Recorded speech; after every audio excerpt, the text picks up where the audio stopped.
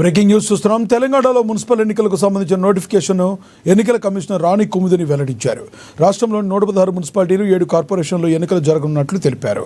ఈ మేరకు ఫిబ్రవరి 11న పోలింగ్ జరుగుతుందని, అలాగే ఫిబ్రవరి 13న ఓట్ల లెక్కింపు, అదే రోజు ఫలితాలు ఉంటాయని తెలిపారు. మరోవైపు నేటి నుంచే రాష్ట్రంలో ఎన్నికల కోడ్ అమల్లోకి వచ్చింది. నగదు రవాణాపై కఠిన నియమాలను అధికారులు రూపొందించారు. పోలీసులు నిఘా కూడా పెంచారు.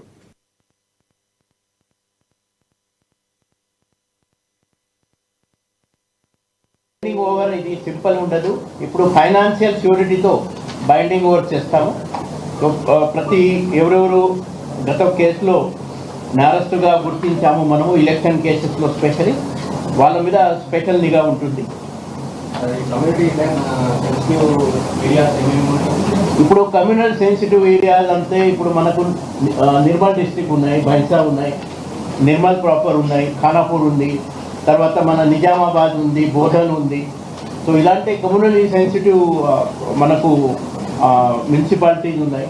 సో అక్కడ మన ఎక్కువ ఫోర్సెస్ డిప్లాయ్ చేయాలా, అక్కడ ఎక్కువ మనము ఈ ఫ్లాగ్ మార్చెస్ కానీ ఎక్కువ అక్కడ నిఘా పెట్టాల్సి ఉంటుంది.